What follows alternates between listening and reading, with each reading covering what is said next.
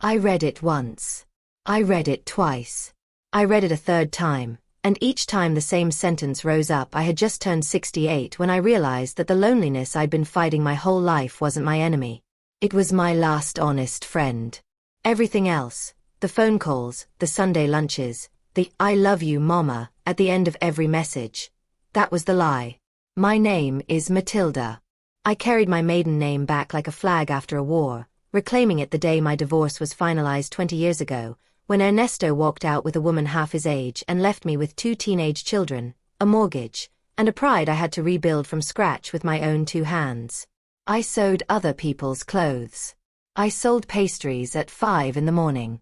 I paid every cent of that house, every book, every school fee, every dream my children ever had. I did it without complaining. I did it because that's what mothers do. That's what I believed. I don't believe that anymore. It was a Tuesday. One of those gray, heavy afternoons that feels like the sky is pressing down on your chest. I was in the kitchen, polishing the old silver cutlery that had belonged to my grandmother, the kind of task that gives your hands something to do while your mind drifts somewhere quiet. The smell of silver polish and fresh coffee filled the room. I was calm. I was at peace.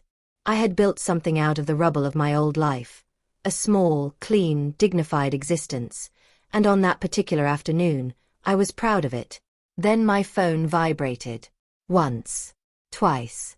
Then it started buzzing like something trapped and desperate, shaking against the Formica table with an urgency I didn't understand. I dried my hands on my apron, adjusted the reading glasses that hung from the chain around my neck, and picked it up. It was the family WhatsApp group. The one that usually sat silent for days at a time, interrupted only by my good morning messages. The ones I sent every single day, with little blessings and warm words, and received, at best, a single emoji in return. Now it was exploding. Photographs, dozens of them, coming in rapid succession, lighting up my screen like fireworks. My brain was slow to process what my eyes were seeing. At first I thought someone had forwarded travel photos from the internet. Postcards, maybe. But then I zoomed in. And the world shifted beneath my feet. There was my son Julian, my firstborn, my boy, grinning with a wine glass raised high. His whole face lit up with a joy he hadn't shown me in years. Beside him, my daughter-in-law, laughing with her head thrown back. And further along, my daughter Valeria, arms wrapped around my 2 grandchildren. The boys I had raised half of, the ones I babysat every weekend so their parents could travel in peace. The background wasn't a park. It wasn't a restaurant I recognized. Behind them, enormous and golden and impossibly real, was the Eiffel Tower. A cold crept into my bones that had nothing to do with the rain beginning to hit the kitchen window. I swiped to the next photo. The Colosseum in Rome. The next, a gondola in Venice. These weren't old photos. The timestamps were minutes apart. They were there. Right now. In Europe. Together. Without me. I sat very still for a moment. Then I typed with trembling fingers. "Children, where are you? When did you leave?" The typing bubble appeared under Julian's name. It appeared and disappeared. Appeared and disappeared. Several times. I could feel it. They were huddled together somewhere between the Eiffel Tower and the nearest cafe, elbowing each other, deciding how to word the blow. Who would throw the first stone? Who would compose the gentlest version of the truth? The message, when it finally came, was not a phone call. They didn't have the courage to hear my voice. It was a text, dressed up in cheerful emojis, as if color could soften the blade. "Mama, surprise. We're in Europe. We didn't tell you because we didn't want you to worry. You know how you get about airplanes and all the fuss. And with your arthritis and your blood pressure, you wouldn't have managed the trip anyway. It's an intense tour. 14 days, 6 countries, so much walking and stairs. Better you stayed home resting. We'll bring you a fridge magnet and chocolates. Kisses." From the rest and embedded itself in my chest like a rusted nail. You wouldn't have managed. I let the phone drop onto the table and sat there in my kitchen, in my clean, quiet, dignified kitchen, feeling something I hadn't felt in 2 decades. Not sadness. Not exactly. It was something darker, something more corrosive. It was the specific humiliation of a person who has given everything and been dismissed as nothing. The shame of being pitied by your own children. The suffocating realization that while they were sitting at my table last Sunday, eating the stew I had spent 4 hours making, smiling at me and checking their watches, their suitcases were already packed and hidden in their closets. They had looked me in the eyes and lied. I got up and walked to the hallway mirror. I stood there and I looked at myself. I looked at my wrinkles, yes, and my gray hair that I had stopped bothering to dye. I looked at my hands, rough from years of work. But I also saw the woman who had carried boxes heavier than any suitcase when she was 48 and abandoned. I saw the woman who had painted the garden fence alone last month because the budget didn't allow for a handyman. I saw the woman who had raised 2 children through a divorce, through poverty, through every species of hardship the world had thrown at her. Wouldn't have managed. The rage came then. Volcanic. White hot. I said the word out loud in that empty house. Shameless. And then I said the other one. Ungrateful. And my voice bounced off the walls and came back to me like something alive. Who gave them the right to decide for me? Who handed them the authority to transform me into an invalid, into an old piece of furniture to be left resting in the corner while life happened somewhere else, in better hotels, under bigger skies? I had given them everything.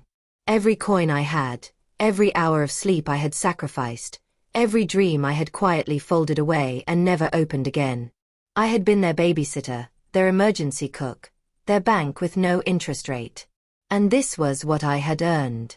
A fridge magnet. The rain intensified outside, hammering the windows. But inside my head, something went suddenly, completely quiet. It was the silence before a decision. The stillness that comes right before something breaks, or right before something is finally, irreversibly set free. I walked to my bedroom. I did not lie down to cry. I opened the wardrobe and pulled out the metal box where I kept my important documents. My passport was inside. I had renewed it 2 years ago with the foolish hope that maybe one of them would invite me somewhere, or maybe I'd visit a cousin in the United States. It was valid. I held it in both hands. The blue leather was cold and smooth. 14 days. 6 countries, I whispered, repeating Julian's words. They think I wouldn't manage. The decision wasn't rational. It came from somewhere deeper than logic. From the gut, from the place where survival instinct lives, from the part of a woman that knows, without needing to be told, when enough is enough. I didn't reply to their message. I left the blue check marks floating in the digital air and dialed my neighbor Clarita instead. She was a single woman, a few years younger than me, who had told me for years that I was too soft with my children. The phone barely rang twice. Clarita, I said when she answered. Matilda? You sound strange. Are you all right? Should I call an ambulance? No. I need a favor. A big one. Anything. Woman. What happened? I need you to drive me to the shopping center. Right now. A pause. Matilda, the sky is falling out there. It's a terrible storm. Can't it wait until tomorrow? I looked out the window. The trees were bending. Water was running down the street in rivers. No, Clarita. It cannot wait until tomorrow. If I don't go now, I never will. And if I never go, I will die in that armchair exactly the way they want me to. There was a long silence on the other end of the line. Then, I'll be there in 5 minutes. Wait on the porch. I hung up. I went to the bathroom and washed my face. I put on my red lipstick, the one I used to wear to union meetings when I was a working woman with opinions and a voice. I put on my yellow raincoat. I put my passport and my bank cards into my purse. When I climbed into Clarita's car, she looked at me with wide eyes. Where are we going exactly? The pharmacy. The Mundo Total Travel Agency. 2nd floor, next to the cinema. She nearly swerved the car into a flooded curb. Travel agency? You. But what happened? Matilda. I showed her the phone. I showed her the photographs. I showed her the message. The emojis. You wouldn't have managed. Clarita read everything in silence while the windshield wipers worked furiously against the storm. When she finished, she looked at me, and in her eyes I saw the same fire that was burning in mine. Monsters, she muttered. After everything you've done for them. Close your mouth and drive, Clarita. I have a flight to buy. We arrived at the shopping center drenched. My shoes made wet sounds against the polished floor, but my steps were firm. The travel agency was about to close. The girl behind the counter, young and bored, was already shutting down her computer. We're closing, she said without looking up.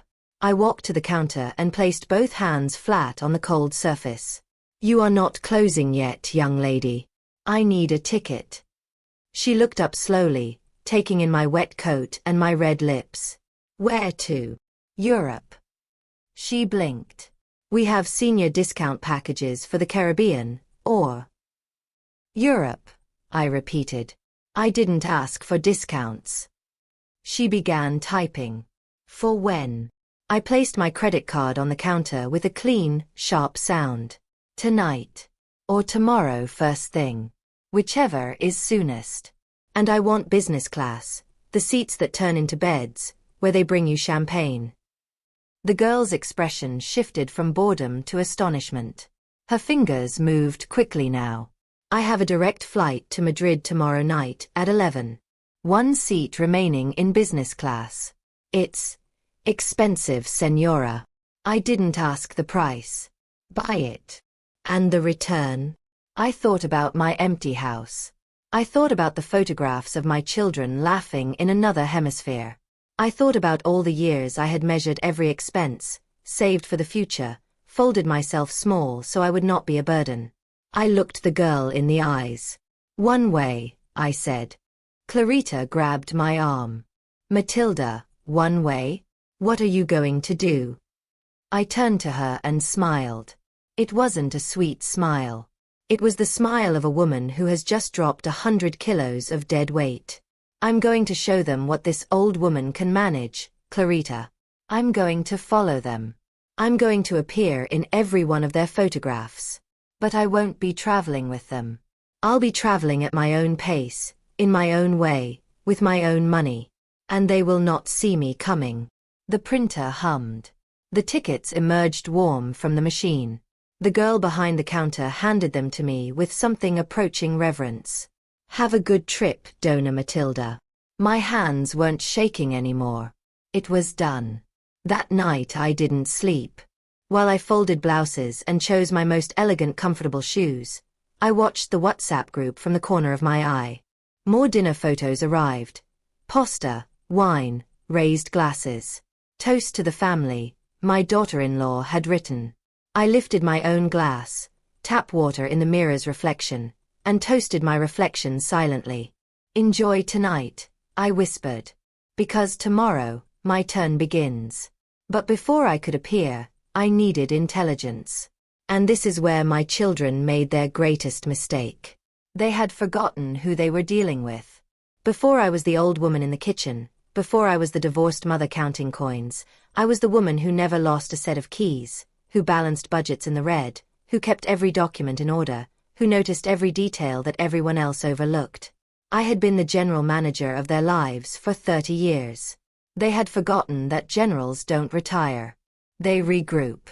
I scrolled back through the chat, studying the early photographs, the ones sent in the excitement of arrival, before they remembered to feel guilty. In one picture taken at the Madrid airport, I could see a baggage cart. Hanging from my granddaughter's backpack was a bright orange plastic tag. I enlarged the image until the pixels almost broke apart. The letters were blurry but readable. Euromundo Tours. Classic Legend Circuit. A cold thrill ran through me. They hadn't arranged this trip themselves. Julian was too lazy for logistics. Valeria too indecisive. They had bought a package tour. I opened the browser on my phone and searched the agency. Within seconds I had their complete itinerary on my screen. Day 1, Madrid. Day 2, panoramic tour, free afternoon. Day 3, Departure toward Bordeaux via Burgos and San Sebastián. I had the map of their betrayal in the palm of my hand. I knew where they would be each morning, what time their bus departed, which category of hotel they were sleeping in. They were tourists. Predictable. Scheduled. Herded. I, on the other hand, had no itinerary.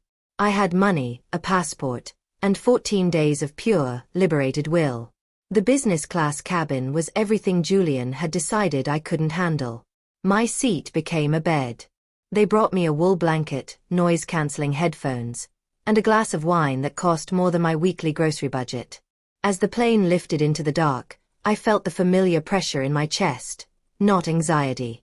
Anticipation. You wouldn't manage the trip, Mama. I closed my eyes. What you won't manage, my dear boy, is the surprise. I slept better than I had in years. No worrying about whether I'd left the gas on. No aching loneliness of an empty house.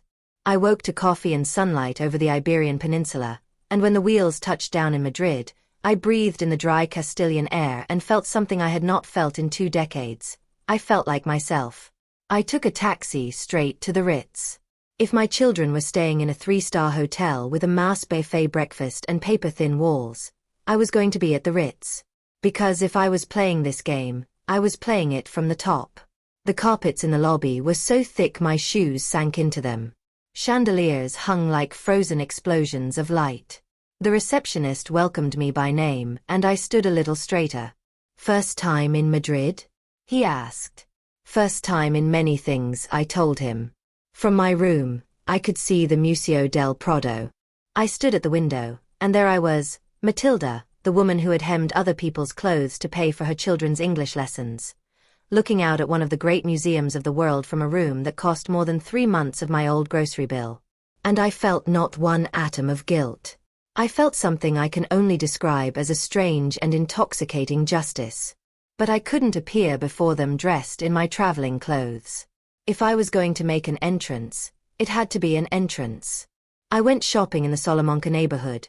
No tourist traps, the concierge had been very clear, and in a small refined boutique, a silver-haired woman my own age asked what I was looking for. "Something that says I am here and I am invincible," I told her. She smiled like she understood everything. I left with a cobalt blue linen dress, Italian leather shoes as soft as gloves, oversized sunglasses that made me look like a 1950s film actress, and a wide-brimmed hat. I studied my reflection in a shop window and barely recognized the woman looking back at me. She wasn't the self-sacrificing mother waiting by the stove. She was a traveler. A woman with a destination. The next morning, while my children were loaded like cargo onto the Euromundo Tours bus at 6 in the morning, I ordered room service in bed, ate warm toast with bitter orange marmalade, and studied their itinerary at my leisure. They would stop for lunch in Burgos, in front of the cathedral, for 40 minutes of free time. A bottleneck. A trap. The perfect stage. I hired a private driver named Antonio, and we left Madrid in a black Mercedes that moved through the city like a quiet shark. While my children sat in a bus with recycled air and cramped knees, I watched Castile unfold outside my window, golden and ancient and enormous. My phone vibrated. "Valeria. Mama, hope you're resting well. It's very intense here. Lucky you stayed home." I wrote back. "Resting, having my coffee, watching television. Pray for me if you enter any churches. Kisses." Then I put the phone face down and smiled at the passing landscape. We arrived in Burgos before noon. I found a cafe with a terrace on the first floor, directly facing the square where the tour groups converged. I ordered a glass of Ribera del Duero and a plate of morcilla with peppers. I adjusted my sunglasses and my hat. I was invisible. Just another elegant tourist taking the air. And then the bus arrived. That garish painted giant with its cheerful logo, hissing to a stop in the designated tourist area. The guide jumped out with his yellow flag. And then the herd descended. I saw Julian first. He was stretching his back with his hands pressed to his kidneys, the posture of a man who has been folded into a bus seat for 4 hours.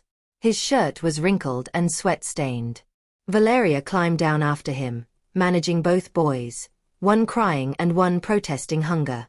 My daughter-in-law, always so composed, always so polished for photographs, had mascara smudged under her eyes and an expression of barely contained fury. They looked exhausted. They looked defeated.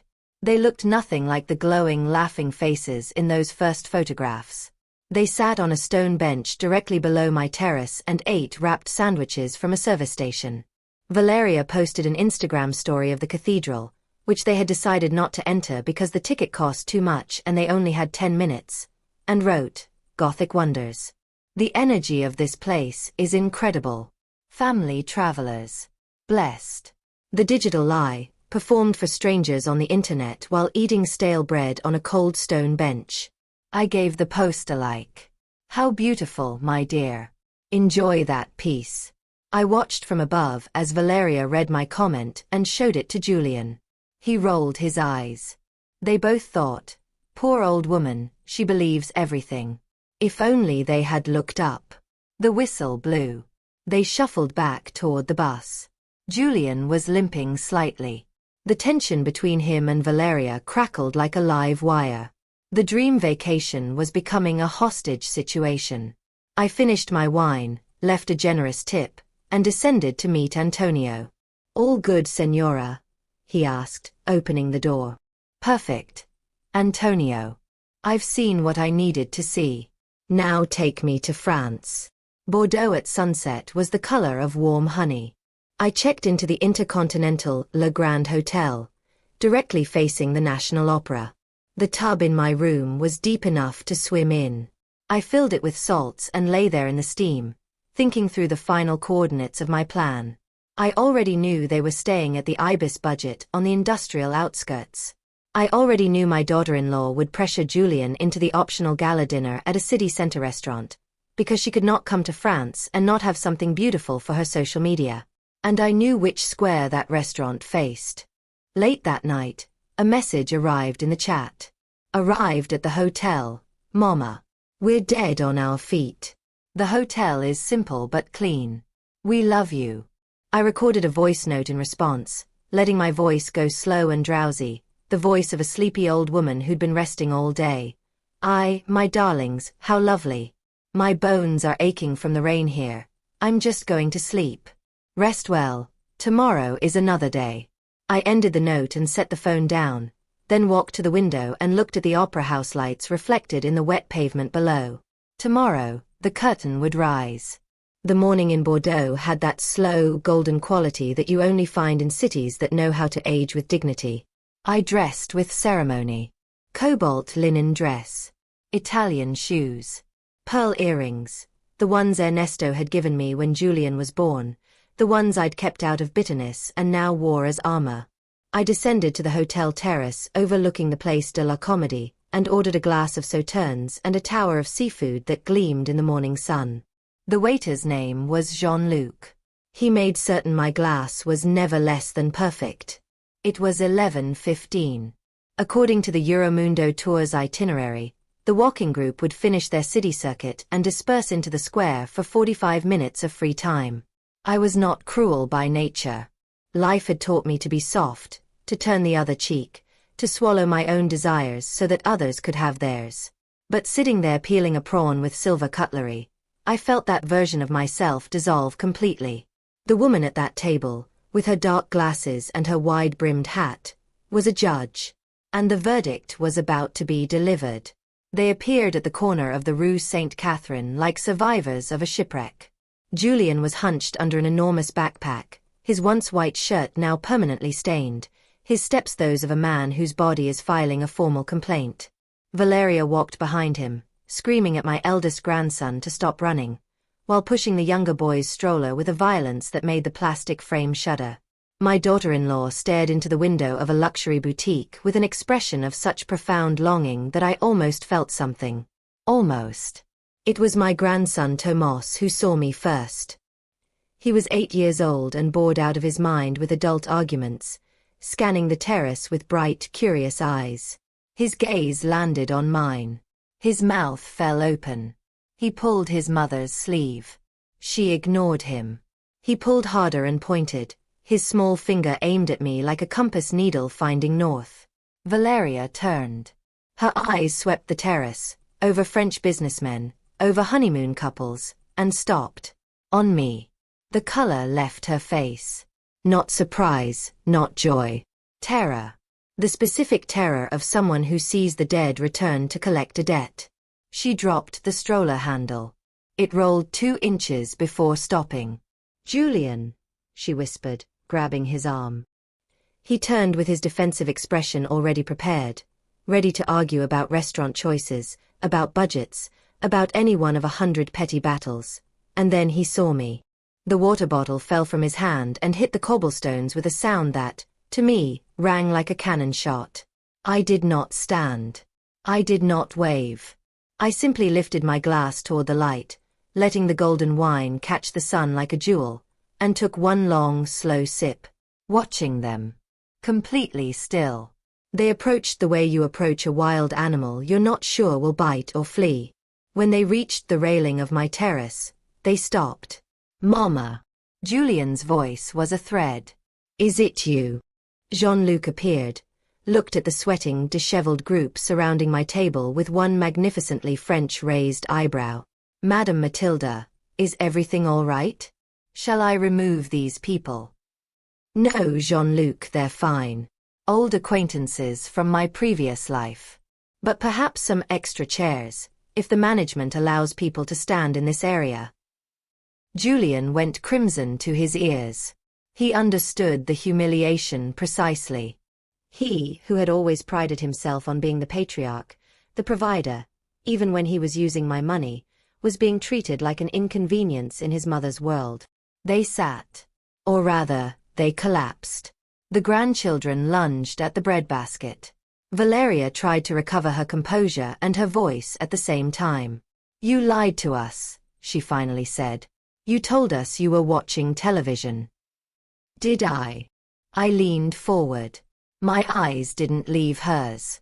"You planned a family vacation without me. You told me you were staying in the city doing house repairs. You sent me a message saying I wouldn't manage. 14 days, 6 countries. So let's be very careful, Valeria, about who lied to whom." She looked down. Julian tried a different angle, the old standby, the classic move, make me feel guilty for his choices. "We did it for you, Mama. Look at yourself, you're almost 70. This trip is exhausting. We wake at 6, we walk kilometers, the food is terrible. We didn't want you to suffer." "Protect me," I said, repeating the word slowly, turning it over like something I'd found in the street and couldn't quite identify. "You left me like a piece of old furniture because you thought I'd ruin the aesthetic of your young and dynamic family vacation. The grandmother walks too slow. The grandmother complains. The grandmother needs the bathroom too often." I opened my arms to encompass my surroundings. "Take a good look, my children. I did not wake at 6 in the morning. I woke at 9, in Egyptian cotton sheets. I did not travel in a bus smelling of human suffering. I came by private car with air conditioning, all the way from Madrid. I am not eating a service station sandwich. I am eating oysters from the Bay of Arcachon." Julian stared at the table, then at the hotel, then at me. The gears of his mind were turning in a direction I recognized. Practical, mercenary, inevitable. "And how are you paying for all of this?" The real concern, finally surfacing. "Did you spend the land money, Mama? The inheritance?" "Every cent," I said pleasantly. I was lying, I had spent only a fraction, but I wanted it to land hard, and it did. My daughter-in-law flinched as though I'd struck her. "That money was for emergencies. That was the family patrimony. That was for your grandchildren." "This is an emergency," I said. I cut her off before she could breathe again. An emergency of dignity. I was dying in that house. Not dramatically, not all at once, but slowly, quietly, sitting in that armchair waiting for the crumbs of your time, and I decided I didn't need crumbs. I can buy myself the whole banquet. The silence that followed was dense enough to touch. The noise of the square, street musicians, Tourist laughter, the endless percussion of a European city in summer, seemed to come from very far away. My grandchildren had stopped eating and were watching the adults with wide, solemn eyes, sensing the electricity crackling between us. Julian softened his voice then. The manipulator's pivot. Don't take it like this, Mama. It was a miscalculation. We thought wrong. But now that you're here, this is wonderful, actually. We can fix it. You can come with us. I'll speak to the guide. There might be a seat on the bus. We can ask for an extra bed in the hotel room. It'll be tight, but we'll be together. Family united, no. I looked at him for a long moment. He was offering me a demotion back to the position I had resigned. He wanted me to climb down from my heaven into their chaos, to trade this table for a service station sandwich and the back seat of the tour bus, and feel grateful for the invitation. No, Julian, I said quietly. I set the glass down with a soft clink. Hello, Julian. Hello, Valeria. My voice was clear and steady, not the wavering voice of an old woman, not the voice of someone who had spent the last 5 days crying in her kitchen. Good afternoon, darlings. How was the walk? Valeria stared at my dress, at my pearls, at the tower of seafood, at the 5-star hotel behind my back. But, she managed. You were at home. We left you at home. The world is a small place, isn't it? I replied with a half-smile. I did say that in my message last night. Bordeaux turns out to be quite a lovely corner of it. What do you mean, no? Don't be resentful, Mama. You're here alone, it's not. I am not alone. I am with myself.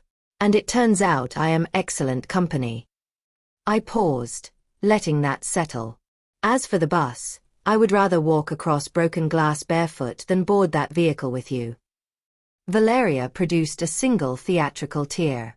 You came all the way here just to make us feel bad. To ruin our trip. This is punishment. No, my love. I looked at her steadily. I came here to remind myself that I am still alive. The fact that you feel bad is simply your own conscience waking up. I didn't cause that. I just arrived. I glanced at my watch. The thin, elegant watch I had rescued from the bottom of my jewelry box. It's 12:15. Your guide will be blowing his whistle soon to herd you back. You don't want to miss the bus and have to pay for a taxi to the next town. Believe me, taxis here are very expensive. Julian stood up, red with fury and shame. He turned to his sister. Let's go. If Mama prefers her oysters to her family, let her keep them. I prefer my dignity, I said pleasantly. The oysters are merely decorative. They left in a tangle of children and wounded pride. My daughter-in-law, as she passed, turned and gave me the look she had been hiding behind 15 years of careful politeness, pure venom, undiluted. I hope it's worth it, Matilda. Spending your grandchildren's inheritance on all of this. I met her eyes without blinking. The best inheritance I can leave my grandchildren, I said, is the sight of a woman who refused to be dismissed, even by her own family. Teach them that. She turned away. They walked back toward the yellow flag and the waiting bus, smaller now, somehow, grey and diminished against the brightness of the square. Julian looked back once, waiting for me to run after them, to open my wallet, to become the mother hen again.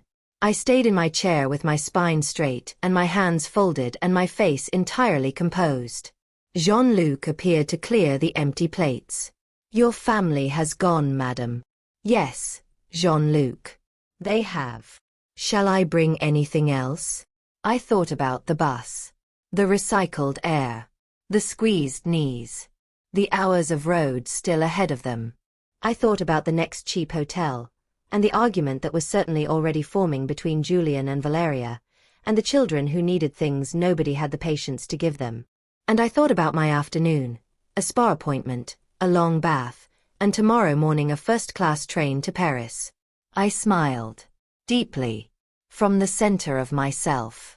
Yes. Bring me the most decadent dessert you have. Chocolate, cream, gold leaf if you've got it. And bring me the full bill. I want to see the number. I want to know exactly how much each euro of this lunch cost, and I want to feel that every single one of them was a brick in the reconstruction of my soul. From my room that evening, I opened the camera on my phone, framed myself against the backdrop of the lit-up opera house, and took a photograph. The woman in the image bore no resemblance to the Matilda of 1 week ago. This woman had light coming from inside her. I sent it to the family group with one line: "Waiting for you here." But by the good fridge magnet, I already got myself the whole refrigerator. The next morning I took the high-speed train to Paris and checked into the Plaza Athénée. Red awnings. Geraniums on balconies. A view of the Eiffel Tower so close I could have touched it with my fingertips. I remembered the first photograph they had sent, the one that had detonated everything. Tiny figures at the foot of that tower, celebrating without me. Now I was above it. Literally and completely. The family chat stayed silent for 3 days. No more happy family photographs. No more blessed captions. My appearance in Bordeaux had sealed their mouths with a thread of their own smallness. My last night in Paris, I dined at the Jules Verne restaurant, inside the tower itself, with the entire city burning below me like a carpet of diamonds. I asked the waiter to take my photograph. I did not force a smile. I looked at the camera with the calm of a woman who has recovered her throne. I sent the image with a short message. The view from up here is extraordinary. A shame the tour didn't bring you this high. See you at home. Nobody replied. But the double blue ticks appeared instantly. They were awake, somewhere in a roadside hotel outside Prague with sick children and broken air conditioning, staring at their screens with their stomachs tight. I returned home with 3 silk dresses, a perfume that cost what I used to spend on groceries for a month, and an unshakable certainty in my chest. Clarita met me at the arrivals hall and screamed when she saw me. "Matilda, you look like a film star. What happened to your skin?" "European air," I told her, hugging her back. "And the taste of justice." My children arrived 2 days later. Julian's car pulled up with a sharp, aggressive brake. They didn't call first, they never did, because they always assumed I would simply be there, available, waiting, unchanged. I opened the door before they could ring the bell.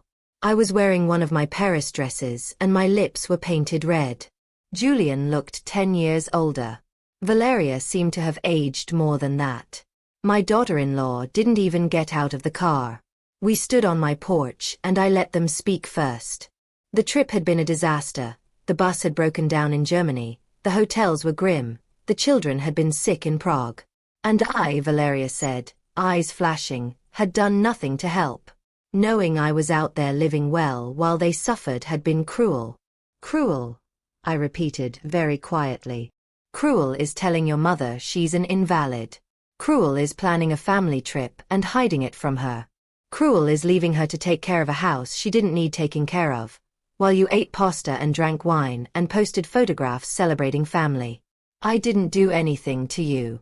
I simply treated myself the way you should have treated me. Julian tried to bring it back to money. It always came back to money, eventually. The inheritance. The land sale. The family patrimony being spent on hotels and oysters. I made them both sit down. I stood over them and I spoke carefully, quietly, and I did not repeat myself. I told them the truth about every coin I had ever spent on their behalf. Every sacrifice dressed up as choice. Every dream I had folded away so theirs could breathe. Every time I had bought myself second-rate so they could have first. And at the end, I reached into my pocket and placed a small gold object in Julian's open palm. A fridge magnet. The Eiffel Tower in gleaming metal, perfectly made, small and heavy. "There's your souvenir," I said. "Put it on your refrigerator. And every time you look at it, remember that your mother crossed an ocean rather than let herself be humiliated. Not by strangers. By her own." Julian stared at the magnet for a long time. When he looked up, something in his face had permanently shifted. Not grief, not anger, something more fundamental. Respect. The kind you cannot fake, and cannot take back once it has been given. They left without fanfare. No slammed doors. Just the quiet, heavy departure of people who have finally understood something they can never ununderstand. The months that followed were mine. I hired a gardener. I enrolled in French classes. I planned a trip to Tuscany with Clarita, a rented villa, local wine, sunsets without schedules. My children came back, gradually, but differently. Not to borrow or to deposit the children or to check whether I was still waiting patiently in my place. Valeria came to ask for advice, real advice, about her marriage, and sat in my kitchen and looked at me the way you look at someone you're finally truly seeing. Julian appeared on my birthday with lilies. My favorite, the ones he had never thought to notice before, and a single word alongside the kiss on my cheek. Sorry. I accepted it. Forgiveness is not weakness. Resentment ruins the soul faster than age ruins the body. But I did not forget. My boundaries stayed firm as old stone walls. My money remained mine. My future remained mine. Today, my bags are packed again. Tomorrow, Florence.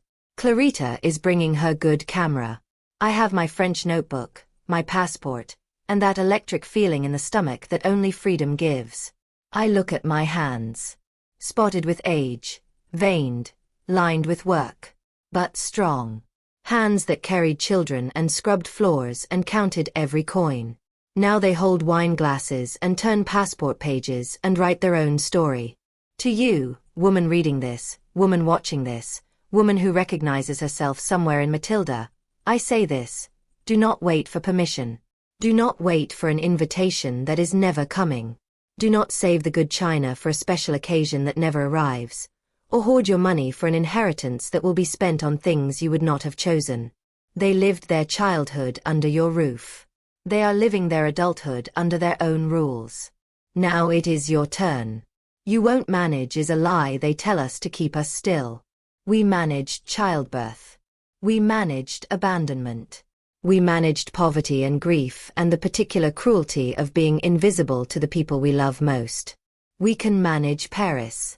We can manage a dance class, a new business, a plane ticket, a second chance at being exactly who we were before the world decided to narrow us down into someone smaller. We are old, yes. But the devil knows more from being old than from being the devil. And we, my darlings, know more than anyone gives us credit for. So buy the ticket. Put on your best shoes. Paint your lips red. And when they tell you that you can't manage, sit down, fix your eyes on them, and say it slowly, with a smile. Sit down. And watch me fly. Because life doesn't end until the last light goes out. And until then, the world is a small, beautiful, conquerable handkerchief. And it is waiting for us to cross it, corner by corner, on our own magnificent terms.